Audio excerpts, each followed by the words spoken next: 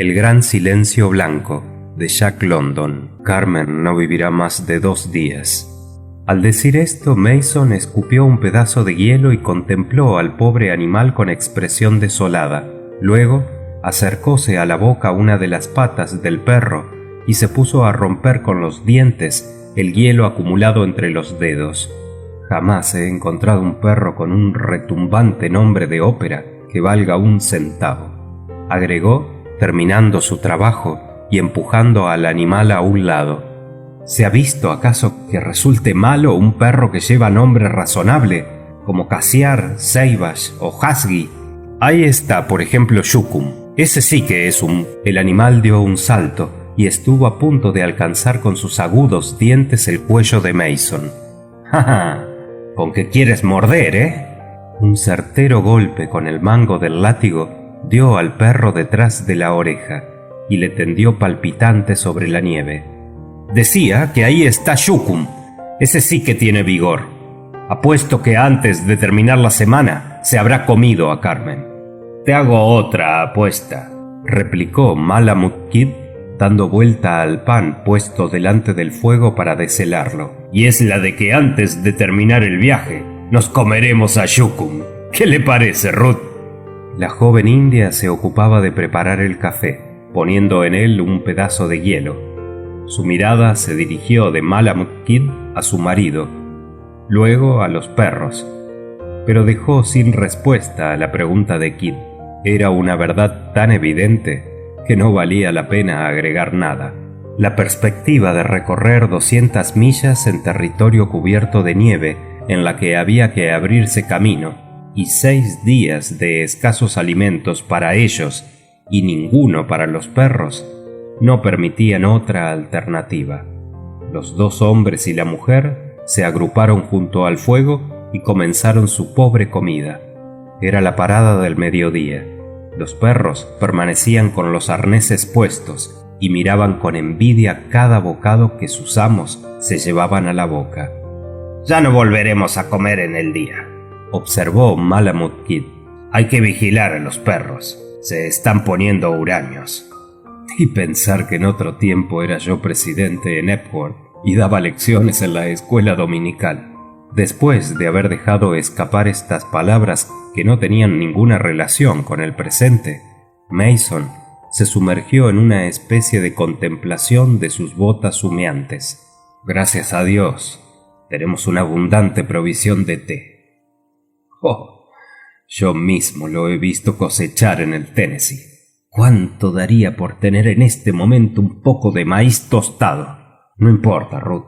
No tendrás que sufrir de hambre por mucho tiempo. La tristeza de la mujer se desvaneció al oír estas palabras, y de sus ojos partió una prolongada mirada de amor para su señor y amo, el primer hombre blanco que ella había visto, el primer hombre que ella había visto tratar a una mujer un poco mejor que a un animal de trabajo. Sí, Ruth, continuó su marido, recurriendo a la jerga que le permitía entenderse con su mujer. Una vez que haya arreglado mis asuntos, nos iremos a un país muy hermoso. Tomaremos la canoa del hombre blanco e iremos al lago salado. Se viaja durante 10, 20, 40 días. Siempre por el agua, pero al fin se llega a una aldea muy grande, donde hay mucha gente y los mismos mosquitos que el año pasado. Y wigwams, casas, muy altas, como 10 pinos, como 20 pinos. Se detuvo, como impotente para expresarse. Dirigió una mirada suplicante a Malamut Kid y con el gesto hizo como si colocara 20 pinos, uno sobre otro. Malamut sonrió con expresión de incredulidad, pero los ojos de Ruth se abrían asombrados. Y luego entras en un cajón y vas de viaje muy ligero. ¡Paf! Llegas. Vas a Fort Yukon y yo a Arctic City. 20 días de distancia. Y hay unos cordones largos. Yo tomo un cordón y digo: «Hola, Ruth, ¿cómo te va?» Y tú dices: «¿Es mi querido marido?» Yo contesto: «Sí». Ruth sonrió tan ingenuamente al oír ese cuento de hadas que los dos hombres rieron de buena gana. Una pelea entre los perros interrumpió el relato de las maravillas de su residencia futura, y cuando se consiguió separar a los encarnizados combatientes, Ruth había ajustado ya las correas de los trineos y todo estaba listo para la partida. Mason empleó el látigo vigorosamente, y como a los perros costara demasiado esfuerzo arrancar, empujó al trineo con un largo bastón que le servía para dirigirlo.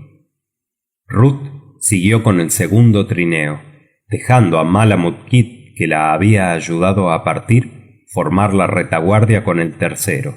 Aunque Kid era hombre de extraordinaria fuerza, capaz de derribar un buey de un solo golpe, no podía soportar que golpeasen a los pobres animales, y se conformaba a sus caprichos con una complacencia rara en un conductor de trineos. Cuando los animales sufrían, lloraba con ellos, por decirlo así. «Caminen, caminen, pobres animales de patas doloridas», iba murmurando. Se habían acabado las charlas. Abrirse camino en la nieve es penoso trabajo que no permite la menor de las distracciones. Y de ese trabajo penoso, el peor es el del camino de Northland, más allá del río Yukon, en Alaska. A cada paso, los zapatones palmados se hunden en la nieve que llega hasta la rodilla. Se debe entonces levantar el pie muy derecho hasta la superficie. Una simple desviación de un cuarto de pulgada puede provocar un desastre y dar un paso hacia adelante. Luego, el otro pie debe ser levantado perpendicularmente hasta medio metro de altura, y así sucesivamente. La tarde pasó con un sentimiento de temor causado por ese gran silencio blanco. Los viajeros continuaban su penosa labor sin proferir una palabra. La naturaleza tiene 1000 maneras de recordar al hombre que es mortal y para convencerlo de ello. El flujo y reflujo incesantes del mar, el furor de las tempestades, los temblores de tierra, los truenos, pero la más prodigiosa, la más estupenda de todas, es esa frase pasiva del gran silencio blanco. Cesa todo movimiento. El cielo se aclara y adquiere tonos cobrizos. El menor murmullo parece una especie de profanación. El hombre entonces se vuelve tímido y se asusta del ruido de su propia voz, única chispa de vida en medio de esa pavorosa inmensidad de un mundo muerto. Tiembla de su audacia y comprende que su vida es la de un gusano y nada más. Se presentan a su mente extrañas ideas y le oprime el misterio de todas las cosas, el temor de la muerte, de Dios, del universo, se apodera de su ser. Entonces, el hombre va realmente solo con Dios. El día transcurrió así. El río hacía una gran curva y Mason dirigió su trineo por el camino más corto a través de una estrecha faja de tierra, pero los perros no pudieron franquear el talud que se alzaba delante de ellos. En vano Ruth y Malamut Kid empujaban al trineo. Los perros resbalaban sin cesar. Entonces vino el esfuerzo en común. Los animales, agotados por el hambre, dieron en un solo esfuerzo toda la energía que les quedaba, y penosamente el trineo llegó a lo alto. Por desgracia, el perro que iba adelante se inclinó hacia la derecha, dio el mismo impulso a los que le seguían, y la fila tropezó con los patines de Mason. El resultado fue desastroso. Mason perdió el equilibrio, uno de los perros cayó, y el trineo se derrumbó hasta el pie del talud, arrastrando todo consigo. El látigo cayó cruelmente sobre los perros, y en particular sobre el que primero había rodado. «¡Basta, Mason!», exclamó Malamut Kid suplicando. «El pobre animal apenas puede pararse. Espera que coloque mi tiro para ayudarlos». Deliberadamente Mason se contuvo mientras hablaba su compañero, pero apenas terminó éste su frase, el látigo hendió de nuevo el aire y cayó otra vez sobre el perro culpable. Carmen, era él, se dejó caer en la nieve, aulló dolorosamente y dio una vuelta a un lado. Fue un momento trágico, un triste incidente del camino. Un perro iba a morir y los dos compañeros estaban airados. La mirada de Ruth dirigíase solícita de uno al otro lado, pero Malamut Kid se contuvo, aunque con un reproche inmenso en sus ojos. Luego se agachó y cortó las correas que sujetaban al perro. Ni una palabra interrumpió el silencio. Agregaron los perros de otro trineo, y vencida la dificultad emprendieron la marcha, mientras el animal moribundo se arrastraba como podía detrás de ellos. Ya arrepentido de su cólera, pero demasiado terco para repararla o disculparla, Mason se situó en la delantera, sin sospechar que un gran peligro se acercaba. En el terreno bajo y abrigado que en ese momento cruzaban, había muchos grandes árboles, entre los cuales tuvieron que abrirse camino no sin mucho trabajo. Un pino inmenso se elevaba a 50 pies del camino. Estaba allí desde hacía muchas generaciones, y durante largos años el destino lo había conservado para un fin determinado. ¿Acaso había decretado la suerte de Mason? Este se agachó para ajustar la correa de una de sus botas. Los trineos se detuvieron un instante y los perros se acostaron en la nieve. El silencio era impresionante. Ni un soplo pasaba a través del bosque, rígido por las nevadas. Algo como un suspiro recorrió el espacio. Lo sintieron más bien que oírlo. Era como el precursor de un movimiento en medio de esa inmovilidad, de ese vacío. Entonces, el gran árbol, doblado por el peso de los años y de la nieve, desempeñó su papel en el drama de la vida. Al oír el crujido siniestro y significativo, Mason quiso levantarse. Era demasiado tarde, y recibió casi de pie el golpe formidable que cayó sobre sus hombros. ¿Cuántas veces Malamut Kid se había visto frente de un peligro semejante, de una muerte súbita? Temblaban aún los ramajes de los pinos rozados por el árbol caído cuando Jack Kidd estaba de pie, ordenando, procediendo. La joven india no se desmayó ni se entregó a lamentaciones inútiles como hubieran hecho en semejante caso sus hermanas blancas. Por orden de Malamut, se echó con todo el peso de su cuerpo sobre el extremo de una palanca improvisada a fin de disminuir la presión aplastadora del árbol caído, mientras Malamut cortaba la madera a hachazos.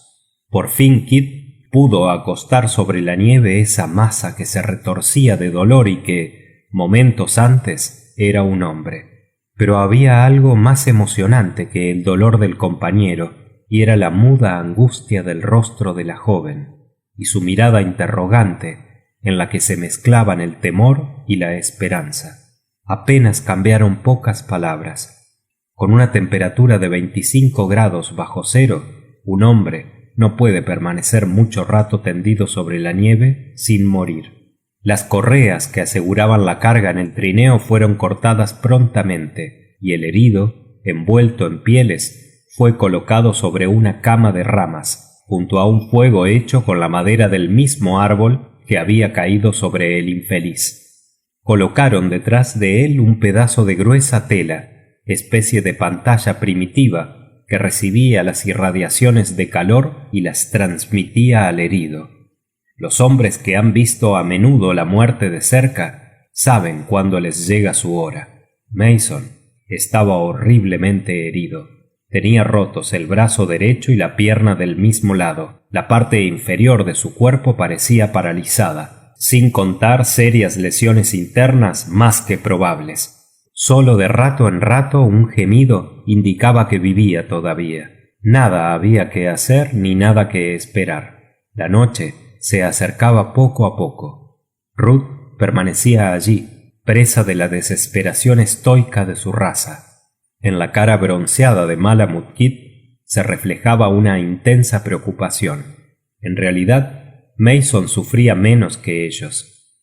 Volvía a ver en la memoria las escenas de su infancia, en medio de las altas montañas del Tennessee, y era conmovedor oírle recordar en su delirio los recuerdos de la patria por tanto tiempo olvidada. Hacia la mañana, el herido recobró el conocimiento, y Malamut Kid se inclinó para oír sus palabras débiles y entrecortadas. ¿Te acuerdas cuando nos unimos en el río Tanana? Harán 4 años en la primavera próxima. Entonces no me preocupaba mucho de ella, pero era linda y yo sentía una excitación que me decidió. Más tarde he reflexionado mucho. Ha sido siempre una buena mujer para mí. Siempre pronta a ayudarme en los momentos difíciles. ¿Te acuerdas cuando nos salvó a los dos de la muerte en aquel peñasco de las cataratas del Muschun? Y cuando el hambre de Mucluquieto, cuando corrió más ligera que las aguas del deshielo para traernos la noticia. Sí, ha sido para mí una buena mujer, mejor que la otra. ¿No sabes que yo he estado allí? No te lo dije nunca. Sí, fue en los Estados Unidos. Nos habíamos criado juntos. Me fui para darle una ocasión de divorcio. Ella lo obtuvo, pero eso no tiene nada que ver con Ruth. Querría arreglar de una vez mis asuntos para irme el año próximo a vivir con ella al sur del Yukón. Pero es demasiado tarde. No la devuelvas a los suyos, Kid. Sería muy doloroso para una mujer volver allí. Durante 6 años ha vivido de carne de cerdo, legumbres, harinas y frutas secas. No podría volver a su pescado salado. Cuídala, Kid. Siempre has tenido miedo de las mujeres y jamás me has dicho por qué has venido a estas tierras. Sé bueno con ella. Envíala a los Estados Unidos cuando puedas, pero arregla las cosas de manera que ella pueda volver a donde están los suyos si siente la nostalgia de su tierra natal. Y el niño llegará pronto, Kid. Espero que será un varón. Es la carne de mi carne, Kid. No permitas que se quede aquí. Si es mujer será imposible. Vende mis pieles. Tengo por lo menos por un valor de $5,000 y otro tanto en la compañía. Arregla mis intereses al mismo tiempo que los tuyos. Creo que se obtendrá algo de ese terreno que he elegido. Procura que mi hijo reciba una buena educación y, sobre todo, no lo dejes venir aquí. Esta tierra no es para los hombres de raza blanca. Me muero, Kid. Todavía 3 o 4 días y todo acabará para mí. Es preciso continuar el viaje. Debes continuarlo. Piensa que se trata de la salvación de mi mujer, de mi hijo. Ni tú ni ella debéis permanecer aquí mientras yo muero. No. Como moribundo, te suplico y te ordeno que prosigas el viaje. Concédeme 3 días, dijo Kid con tono de súplica. Tu estado mejorará. Quizás puede ocurrir algo. No, nada más que 3 días. Hay que seguir viaje. 2 días. Se trata de mi mujer y de mi hijo, Kid. No deberías hablar así. 1 día solamente. No. Te lo suplico, ¿no? 1 solo día. No gastaremos de nuestras provisiones nada más que lo indispensable para no enfermarnos de hambre. Tal vez consiga matar un ciervo. No. Bien, sí, 1 día. Pero ni 1 minuto más. Y luego, Kid, no me dejes solo frente a la muerte. Mátame de un tiro. No tienes más que mover el gatillo. ¿Me comprendes, no es cierto? Piensa. La carne de mi carne, y pensar que no podré verlo. Mándame a Ruth. Quiero decirle adiós y pedirle que no se quede aquí hasta mi muerte. Es preciso que piense en el hijo. No querrá tal vez irse contigo si yo no se lo ordeno. Adiós, querido amigo. Y después cava una fosa encima de la de aquel perrito, cerca del camino, en el sitio en que descubrí polvo de oro en mi pie. ¿Sabes, Kid? Este se inclinó un poco más para oír las últimas palabras del moribundo. Me duele, ¿sabes? Aquello de Carmen. Dejando a Ruth llorar silenciosamente al lado de aquel que amaba, envolvióse Kid en su grueso manto de pieles. Se puso los patines, echóse la carabina bajo el brazo y se internó en el bosque. Los padecimientos de esas comarcas del norte le eran familiares, pero jamás se le había presentado un problema tan arduo y doloroso. Vacilaba. Desde hacía 5 años, siempre juntos en los ríos, en los caminos del desierto, entre las nieves, en medio de los campamentos y de las minas, habían afrontado la muerte de 1000 modos y se habían ligado con una amistad indisoluble. Tan unidos estaban siempre que a menudo adivinaban Kid en Ruth algo como un sentimiento de celos, y ahora le era preciso romper tantos lazos con sus propias manos. En vano recorrió en busca del ciervo, que tanta falta les hacía.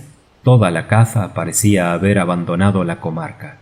Al caer la noche, Kid, agotado por la fatiga, regresó al campamento con las manos vacías.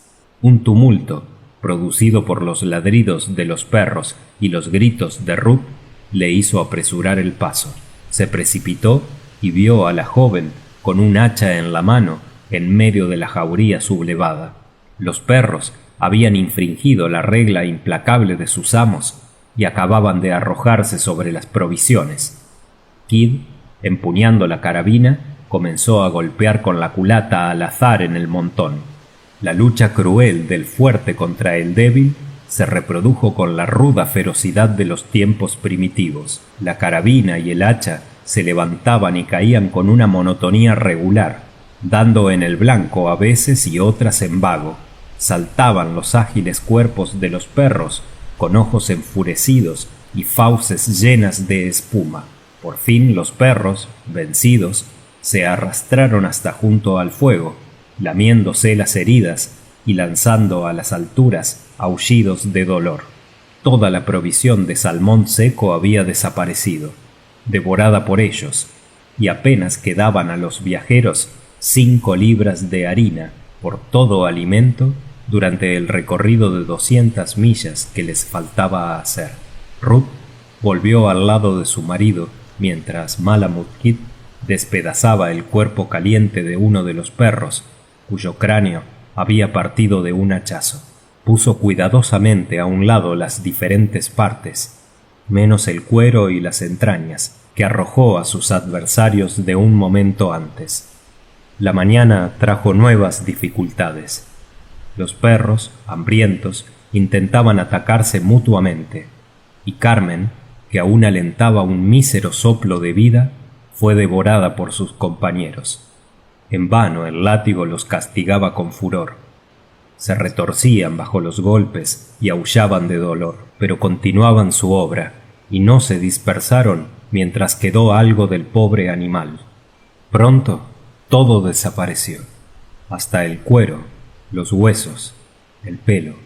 Aprovechando la vecindad de los pinos, Malamut Kid se entregó activamente al trabajo, y Ruth le vio hacer un armazón semejante al de los cazadores que quieren proteger el producto de su caza contra los ataques de los lobos y los perros. Encorvó uno hacia otro y casi hasta el suelo los troncos flexibles de 2 pinos jóvenes, y los fijó en el suelo con lazos de cuero de ciervo. Luego consiguió dominar a los perros y atarlos a 2 trineos, en los cuales colocó todo el equipo, excepto las pieles que envolvían a Mason.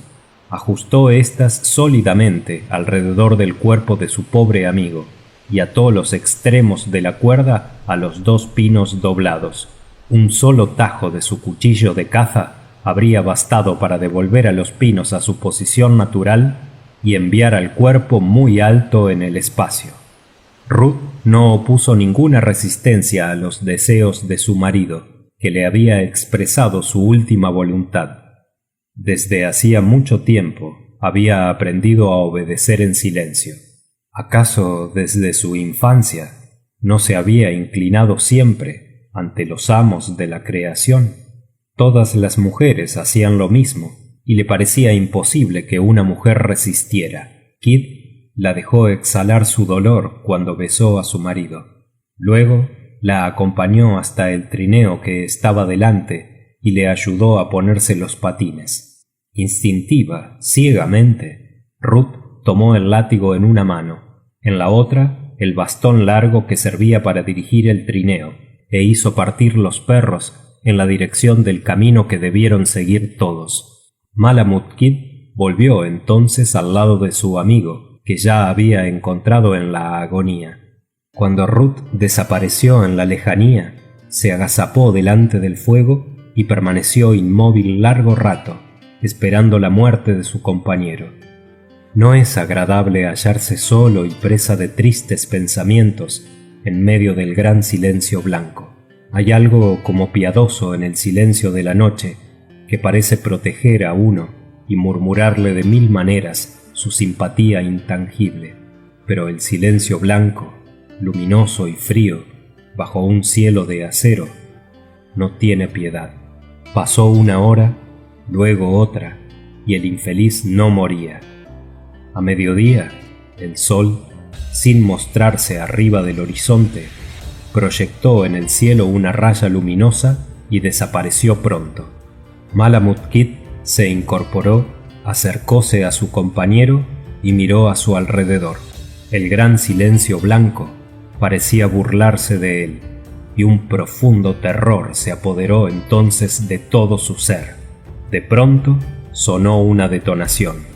Mason fue precipitado a su sepulcro aéreo, y Malamut Kid lanzó los perros en una carrera loca, huyendo a través de la llanura nevada. Fin de El gran silencio blanco de Jack London.